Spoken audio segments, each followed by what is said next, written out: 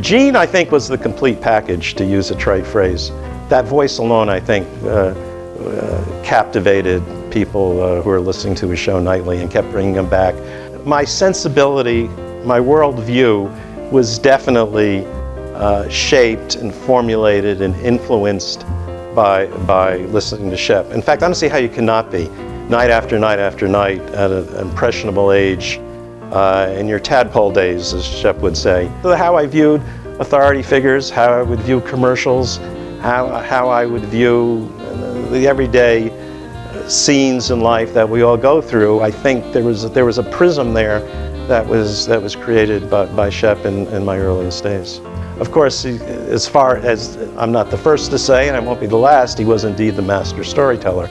I've never heard anyone before or since who could tell a story like Shepard, even though in his later years one would read how he denigrated and deprecated his radio days.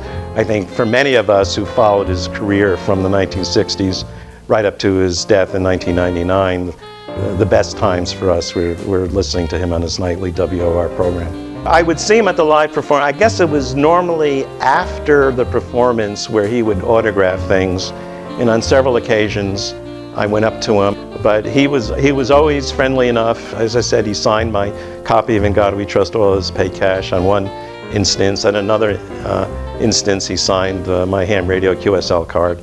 I started reading some of the things on the internet about Shep and was wondering whether or not, in fact, they were true. And I had some free time, so I started researching them. And the more I got into it, the more I was finding that much of the material that was on the internet about Shep, and not only things that originally appeared on the internet, but in fact encyclopedias and listings in dictionaries of broadcast personalities were in fact not true. As I obsessively started researching them, I found out that virtually nothing that was available either in print in these encyclopedias of broadcasters or being put up on the internet in the way of blogs and the like were true. Almost invariably, to a greater or lesser extent, any little blurb about him was false. In fact, his early years, I think Shep tried to keep something of a mystery.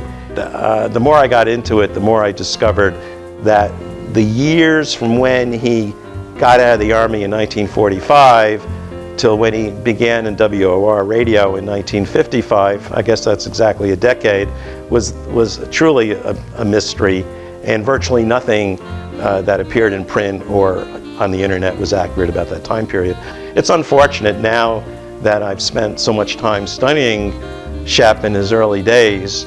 Little did he know that when he was meeting me, just one of thousands of his cult of teenage followers back then, that one of those would rise above out of that miasma of kiddom to ultimately discover a lot of the truths about Gene Shepard that he tried to keep quiet during his lifetime.